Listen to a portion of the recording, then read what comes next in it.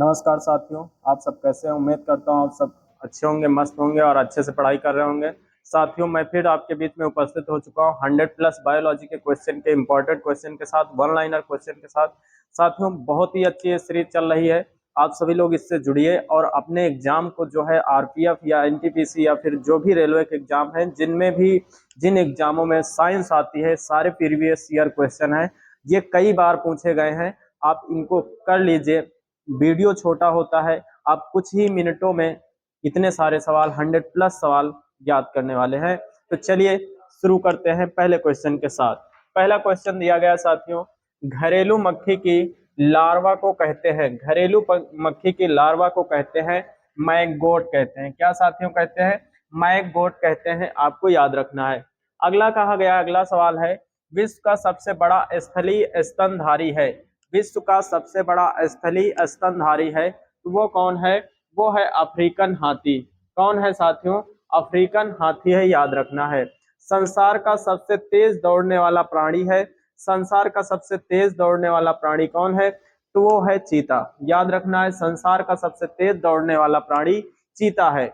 सबसे छोटा न उड़ने वाला पक्षी है कीवी, जो न्यूजीलैंड का है। कहाँ का है? कीवी, जो न्यूजीलैंड का जो है क्या है, राजकीय अब पक्षी है। आगे बताया गया है, प्रोटीन शरीर की करता है वृद्धि में सहायता। प्रोटीन शरीर की वृद्धि में सहायता करता है। प्रोटीन जो है होता है क्या, वृद्धि की शरीर जो है वृद्धि करता है शरीर की। अगला क्वेश्चन है, मनुष्य को सर्वाधिक ऊर्जा मिलती है कार्बोहाइड्रेट से।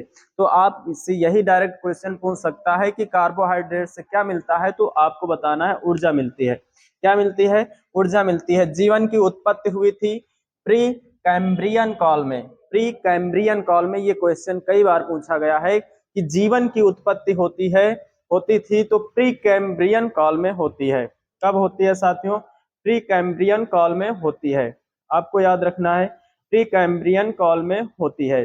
चलिए साथियों, अगले क्वेश्चन की तरफ चलते हैं। अगला क्वेश्चन दिया गया है, अगला क्वेश्चन है आपका, अगला क्वेश्चन है, ताड़पीन का तेल मिलता है, ताड़पीन का तेल मिलता है, ताड़पीन का तेल मिलता है चीड़ के वृक्षों से। ताड़पीन का तेल जो है कहाँ से मिलता है? चीड़ के वृक्षों से। अगला क्वेश्चन है, होम्योपैथी चिकित्सा पद्धति के जनक कौन है? हैनीमैन है। कौन है? होम्योपैथी चिकित्सा पद्धति के जनक कौन है? हैनीमैन। आप इसको होमियो शब्द से आप याद कर सकते हो, हैनीमैन। कौन है? हैनीमैन है। अच्छा क्वेश्चन है, पूछा गया है। अगला क्वेश्चन है, विश्व की प्रथम परखनली शिशु का नाम था लुई ब्राउन। क्या साथियों था? लुई ब्राउन नाम था, इसको याद रखना है। विश्व का प्रथम परखनली शिशु का जन्म हुआ था 28 जुलाई सन 1978 को इंग्लैंड में हुआ था। कहाँ हुआ था? 28 जुलाई सन 1978 को इंग्लैंड में हुआ था। ये बात आपको याद रखनी है। अगला क्वेश्चन है, बौनापन किस हार्मोन की कमी से होता है? तो सोमेट्रोट्रापिन की कमी से होता है। ये कौन सा हार्मोन है? सोमेटोट्रोपिन। सोमेटोट्रोपिन ये हार्मोन है, इस हार्मोन की कमी से बौनापन होता है, आपको याद रखना है। क्लोरोफिल तत्व को असंतुलित मात्रा में लेने पर होता है, असंतुलित मात्रा पर लेने पर होता है क्या? क्लोरोसिसी नामक रोग होता है। क्या होता है साथियों? क्लोरोसिसी नामक रोग होता है, आपको याद रखना है। अगला नेक्स्ट सवाल है साथियों, नेक्स्ट सवाल है आपका, नेक्स्ट सवाल है, दूध में मिलता है, दूध में क्या मिलता है? दूध में प्रोटीन मिलता है, दूध में प्रोटीन मिलता है, कार्बोहाइड्रेट्स मिलता है, कैल्शियम एवं पोटेशियम मिलता है। इसलिए दूध को जो है क्या माना जाता है? सर्वोत्तम आहार माना जा सकता है। दूध को सर्वोत्तम आहार माना जा सकता है, क्योंकि इससे आपको प्रोटीन, कार्बोहाइड्रेट्स और क्या कहते हैं इसमें, कैल्शियम एवं पोटेशियम, ये सारी चीजें आपको भरपूर मात्रा में मिल जाती हैं। कोई दिक्कत होने वाली नहीं होती, यानी अधिकतर चीजें आपको दूध से मिल जाती हैं। अगला क्वेश्चन बताया गया है कि माइटोकॉन्ड्रिया में श्वसन के दौरान निकलती है, माइटोकॉन्ड्रिया में श्वसन के दौरान क्या निकलती है साथियों? ऊर्जा निकलती है। क्या? माइटोकॉन्ड्रिया में ऊर्जा निकलती है। आपको याद होगा कि माइटोकॉन्ड्रिया को ही ऊर्जा का ग्रह कहते हैं, ऊर्जा का पावर हाउस कहते हैं, ऊर्जा का पावर हाउस कहा जाता है।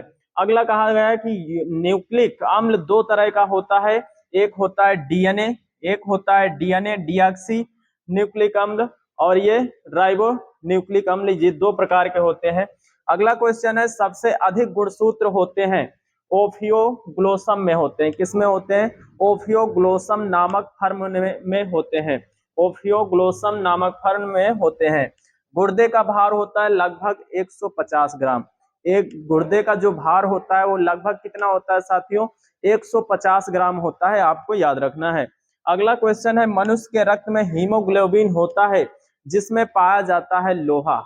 रक्त में क्या होता है? हीमोग्लोबिन, जिसमें क्या पाया जाता है? लोहा पाया जाता है। और इसी हीमोग्लोबिन के कारण ही रक्त का जो रंग है वो लाल होता है साथियों।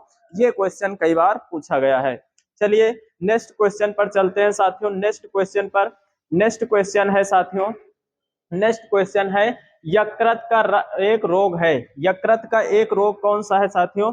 ये है हिपेटाइटिस। कौन सा है साथियों? हिपेटाइटिस है, जो यकृत का एक रोग है। हिपेटाइटिस एक यकृत का रोग है। अगला क्वेश्चन है, चिकित्सा शास्त्र का जनक किसे कहा जाता है? तो हिप्पोक्रेटस को कहा जाता है। चिकित्सा शास्त्र का जनक किसे कहा जाता है? हिप्पोक्रेटस को कहा जाता है, याद रखना है। अगला शब्द है क्रोमोसोम। शब्द का प्रयोग 1888 में, क्रोमोसोम का शब्द का प्रयोग जो है 1888 में किया था। किसने किया था? डी वाल्डेयर ने किया था। किसने किया था? डी वाल्डेयर ने किया था। ये बात आपको अच्छे से याद रखनी है। अगला क्वेश्चन है, एड्स की खोज किसके द्वारा की गई थी? तो माइकल गोटलिब। किसके द्वारा की गई थी? माइकल गोटलिब के द्वारा की गई थी। कब की गई थी? तो 1981 में। कब की गई थी साथियों? 1981 में की गई थी। एड्स की खोज की गई थी। अगला क्वेश्चन है, टिटनेस रोग होता है। टिटनेस रोग होता है तो किस कारण से होता है? क्लास्ट्रीडियम टिटैनी के कारण होता है। किसके कारण होता है? क्लास्ट्रीडियम टिटैनी के द्वारा होता है, ये आपको याद रखना है। ठीक, ये एक प्रकार का जीवाणु है। अगले क्वेश्चन की तरफ चलते हैं। अगला क्वेश्चन क्या दिया गया है साथियों? अगला क्वेश्चन बहुत ही अच्छा है। अगला क्वेश्चन पूछा जा रहा है, पीयूष ग्रंथि। पीयूष ग्रंथि स्थित होता है। पीयूष ग्रंथि स्थित होता है तो कहाँ स्थित होता है? तो ये मस्तिष्क के अधर तल में स्थित होता है। मस्तिष्क के अधर तल में स्थित होता है, ये बात को आपको याद रखना है। अगला क्वेश्चन है, थायराइड ग्रंथि स्थित होता है गर्दन में ट्रेकिया और लैरिंक्स के अधर तल पर। ट्रेकिया और लैरिंक्स के अधर तल पर जो है क्या होता है? थायराइड ग्रंथि आपकी स्थित होती है। पीयूष ग्रंथि का भार लगभग होता है, कितना होता है? 0.6 ग्राम होता है। 0.6 ग्राम होता है क्या? पीयूष ग्रंथि का भार होता है। पीयूष ग्रंथि का अन्य नाम है मास्टर ग्लैंड। क्या कहते हैं? मास्टर ग्लैंड कहते हैं। अगला क्वेश्चन है, सेरिब्रम का कार्य क्या होता है? सेरिब्रम का कार्य होता है बुद्धिमत्ता, याददाश्त, चिंतन, इच्छा शक्ति आदि को नियंत्रित करना। सेरिब्रम का कार्य क्या होता है? तो बुद्धिमत्ता, याददाश्त, चिंतन, इच्छा आदि शक्ति को क्या करना है? नियंत्रित करना है, एक काम होता है सेरिब्रम का। अगला क्वेश्चन पूछा गया कि आरबीसी का कब्रगाह तथा ब्लड बैंक कहते हैं तो किसे कहते हैं साथियों? वो कहते हैं किसको? ये आप प्लीहा। किसे कहते हैं? प्लीहा को कहते हैं, याद रखना है। प्लीहा को कहते हैं, ये आप याद रखेंगे। अगला क्वेश्चन है, नेक्स्ट क्वेश्चन, पित्त रस का पीएच मान होता है। पित्त रस का पीएच मान होता है तो पित्त रस का पीएच मान क्या होता है? 7.5 होता है। पित्त रस का पीएच मान 7.5 होता है। और रक्त का पूछा जाए, किसका साथियों? अगर रक्त का पूछा जाए तो रक्त का पीएच मान 7.4 होता है। कितना होता है? 7.4 होता है। नींबू का पूछा जाए, किसका? नींबू का अगर पूछा जाए पीएच मान तो 2.4 होता है। 2.4 होता है, याद रखना है। ठीक, अगला क्वेश्चन है, पित्त रस पीला एवं हरा रंग का द्रव है जो होता है क्षारीय। पित्त रस का पीला एवं हरा रंग का द्रव है जो होता है क्या? क्षारीय होता है, क्योंकि इसका पीएच मान 7.5 होता है। यानी कि 7 से ऊपर की जितनी चीजें होती हैं वो सबकी सब क्षारीय होती हैं। जिनका भी मान 7 से ऊपर होता है वो सबकी सब क्या होती हैं साथियों? क्षारीय होती हैं। और अगर 7 से नीचे हैं तो क्या होगा? अम्लीय होंगे। कैसे होंगे? अम्लीय होंगे अगर 7 से नीचे जिनका पीएच मान है। तो अगर 7 है तो फिर कोई स्वाद नहीं होगा, 7 पर उदासीन होगा। अगला क्वेश्चन है, लाइसोसोम को सर्वप्रथम 1958 में देखा गया था। किसने देखा था? तो डी डुबे ने देखा था। किसने साथियों देखा था? तो डी डुबे ने देखा था। गुणसूत्रों में पाए जाने वाले आनुवांशिक पदार्थ को कहते हैं जीनोम। क्या कहते हैं साथियों? जीनोम कहते हैं। आनुवांशिक पदार्थ को गुणसूत्रों में जो पाया जाता है उसे जीनोम कहते हैं। सबसे छोटा पक्षी कौन सा है साथियों? हमिंग बर्ड है। सबसे छोटा पक्षी कौन सा है? Humming bird. स्तनधारियों के हृदय बना होता है 4 चैम्बर का, या यानी कि 4 कोष्ठी होता है। स्तनधारियों का जो हृदय होता है वो 4 कोष्ठी होता है। आप ये बात याद रखना है। अगला क्वेश्चन है साथियों, अगला क्वेश्चन है स्तनधारी वर्ग में रक्त का सबसे अधिक तापमान होता है बकरी का। किसका होता है? स्तनधारी वर्ग में रक्त का सबसे अधिक तापमान किसका होता है? तो बकरी का होता है, जो उसके रक्त का जो है क्या तापमान सबसे अधिक होता है। नेक्स्ट क्वेश्चन है साथियों, नेक्स्ट क्वेश्चन है, नेक्स्ट क्वेश्चन क्या हो जाएगा? एक मिनट। नेक्स्ट क्वेश्चन है ये, पचे हुए भोजन एवं हार्मोन का समाहन करता है। पचे हुए भोजन एवं हार्मोन का समाहन कौन करता है? तो प्लाज्मा करता है साथियों। कौन करता है? प्लाज्मा करता है। हीमोग्लोबिन की कमी से होती है एनीमिया नामक बीमारी होती है। हीमोग्लोबिन अगर कम हो गया है, कमी हो गई है, तो कौन सी बीमारी होगी? एनीमिया बीमारी होगी। आपको याद रखना है। मनुष्य के आहार नाल की कुल लंबाई होती है, आहार नाल की कुल लंबाई होती है 30 से 32 फीट। कितनी होती है? 30 से 32 फीट होती है, याद रखना है। इंसुलिन की खोज किया था बेंटिंग ने। कब कब किया था? तो 1921 में किया था। किसने किया था? बेंटिंग ने। कब किया था? 1921 में। इंसुलिन रक्त में नियंत्रित करता है। इंसुलिन रक्त में नियंत्रित करता है। क्या नियंत्रित करता है? शर्करा की मात्रा को नियंत्रित करता है साथियों। क्या नियंत्रित करता है? शर्करा की मात्रा को नियंत्रित करता है। कौन करता है? तो इंसुलिन ऐसा करता है। सेरिबेलम मस्तिष्क का है जो शरीर को संतुलित तथा मांसपेशियों के कार्यों को नियंत्रित करता है। तो दूसरा बड़ा भाग है, दूसरा सेरिबेलम जो है क्या होता है? दूसरा बड़ा भाग है मस्तिष्क का, जो क्या करता है? शरीर को संतुलित तथा मांसपेशियों के कार्य को नियंत्रित करता है। ये बात आपको अच्छे से याद रखनी है। चलिए नेक्स्ट क्वेश्चन की तरफ चलते हैं। नेक्स्ट क्वेश्चन दिया गया है साथियों, नेक्स्ट क्वेश्चन है, प्रोटीन का नामकरण सर्वप्रथम किया था। प्रोटीन का नामकरण सर्वप्रथम किसने किया था? तो ये आपको याद रखना है, किसने किया था?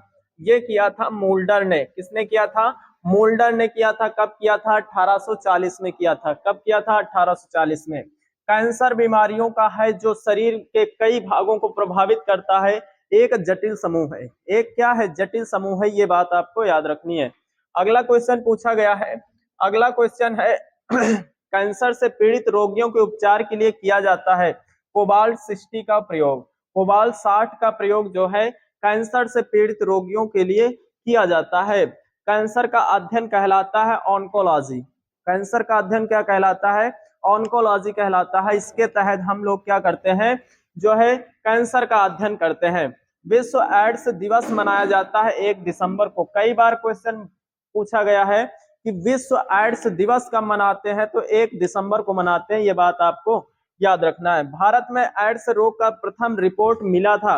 भारत में एड्स का रोग का प्रथम रिपोर्ट कब मिला था? तो 1986 में जो है मिला था। कब मिला था साथियों? 1986 में मिला था। ये क्वेश्चन भी कई बार पूछा जा चुका है। नेक्स्ट सवाल है साथियों, नेक्स्ट सवाल क्या है? नेक्स्ट सवाल है आपका, शरीर के कैंसर प्रभावित कोशिका को कहते हैं, कैंसर प्रभावित कोशिका को कहते हैं, क्या कहते हैं? नियोप्लाज्म या ट्यूमर। क्या कहते हैं साथियों?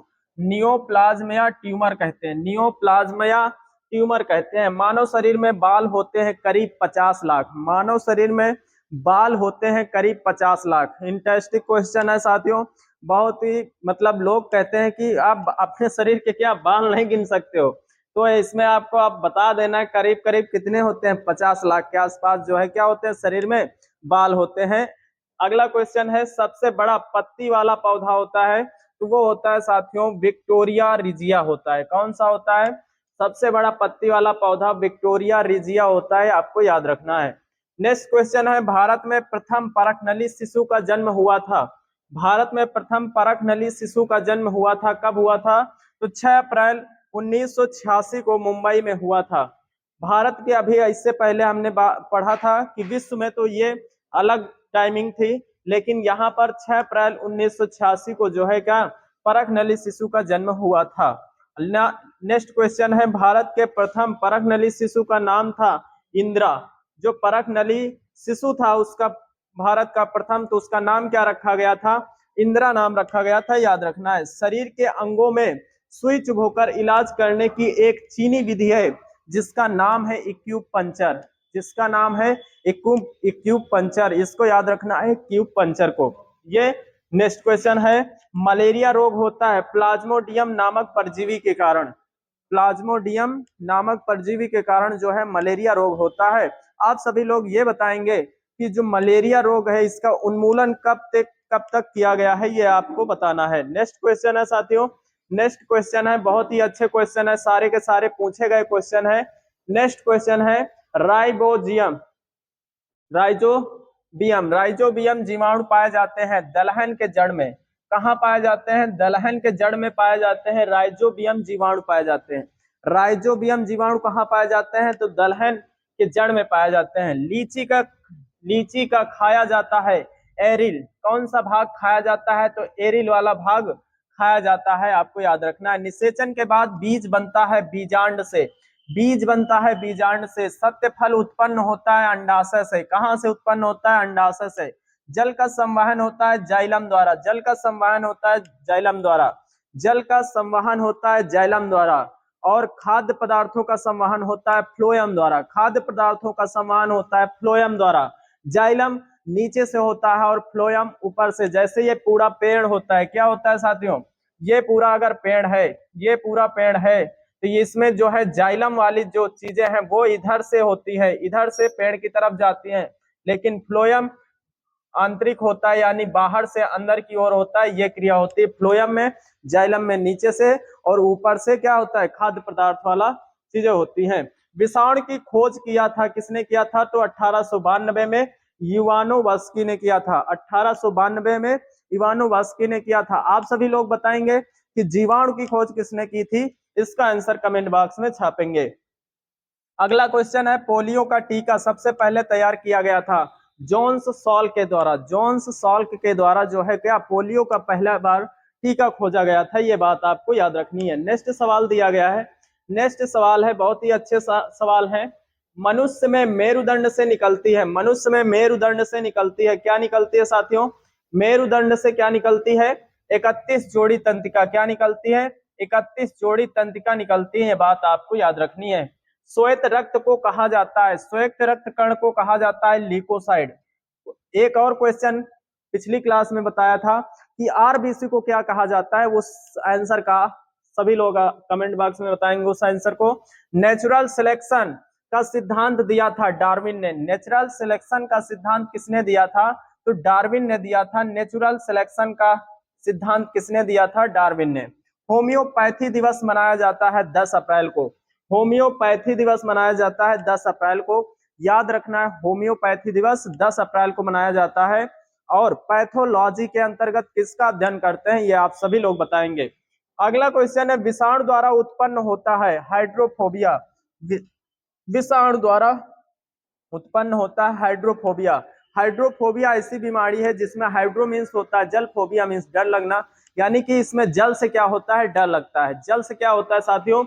डर लगता है। अगला क्वेश्चन है, प्रथम पेनिसिलिन था प्रतिजैविकी, कौन था? प्रतिजैविकी था प्रथम पेनिसिलिन। आगे क्वेश्चन है, साइकस एक है जीवित जीवाश्म, साइकस एक क्या है? एक प्रकार का जीवित जीवाश्म है साइकस, याद रखना है साइकस एक प्रकार का क्या है? जीवित जीवाश्म है। अगले क्वेश्चन की तरफ बढ़ते हैं, बहुत ही शानदार अच्छे प्रीवियस ईयर के क्वेश्चन सारे के सारे रेलवे में पूछे गए हैं। अगला क्वेश्चन है, सबसे बड़ा साथियों, सबसे बड़ा बीजांड होता है साइकस में, किसमें होता है? साइकस में होता है, सबसे बड़ा बीजांड होता है। गन्ना के प्रवर्धन के लिए प्रयोग किया जाता है तना काट, गन्ना के प्रवर्धन के लिए प्रयोग किया जाता है तना काट, क्या किया जाता है? तना काट प्रयोग किया जाता है, आपको याद रखना है। आम का वानस्पतिक नाम क्या है? मैग्नीफेरा, आम का वानस्पतिक नाम क्या है या फिर वैज्ञानिक नाम क्या है? तो मैग्नीफेरा नाम है, मैग्नीफेरा इंडिका, इसका आप याद कर सकते हो। तंबाकू की पत्तियों में होता है निकोटीन, तंबाकू की पत्तियों में क्या होता है? तो निकोटीन होता है। ये क्वेश्चन ऐसे पूछा गया है कि तंबाकू में क्या पाया जाता है? तो निकोटीन पाया जाता है, आपको याद रखना है। अगला क्वेश्चन है, उत्परिवर्तन का सिद्धांत दिया था ह्यूगो डी ब्रीज ने, कब किसने दिया था? उत्परिवर्तन का सिद्धांत किसने दिया था? ह्यूगो डी ब्रीज ने, ह्यूगो डी ब्रीज ने उत्परिवर्तन का सिद्धांत दिया था। गैमेट की शुद्धता का प्रतिपादन किया था, किसने किया था? मेंडल ने। किसने किया था?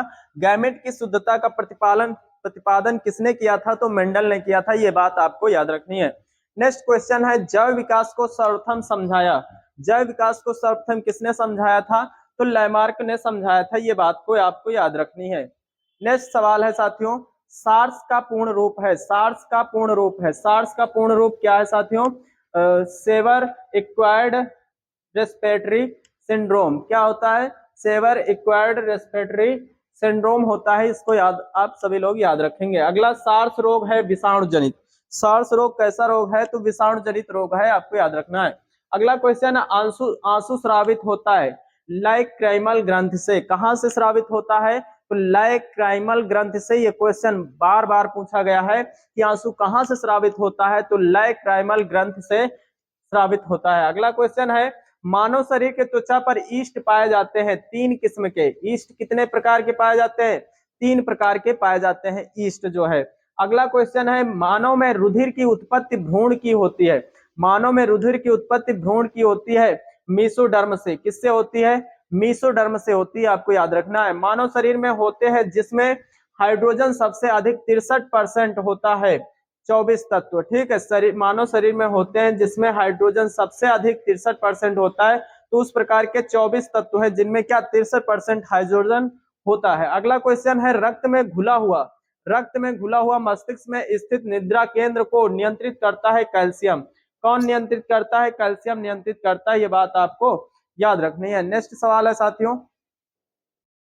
साथियों, आपकी स्लाइड्स पूरी हो चुकी हैं। जो भी क्वेश्चन थे 100+ क्वेश्चन हो चुके हैं। इसकी हमने 3 से 4 क्लासें ली हैं। हर क्लास में 100+ क्वेश्चन है, तो करीब 300 से 400 क्वेश्चन जो है हमने कवर किए हैं बायोलॉजी के, और सारे के सारे प्रीवियस ईयर और इम्पोर्टेंट क्वेश्चन थे। तो उम्मीद करता हूँ ये क्लासें आपकी अच्छी लगी होंगी, यूजफुल होंगी। मिलते हैं नेक्स्ट क्लास में। आज के लिए इतना ही। मिलते हैं नए टॉपिक के साथ, नए क्वेश्चनों के साथ। आज के लिए इतना ही। जय हिंद, जय भारत।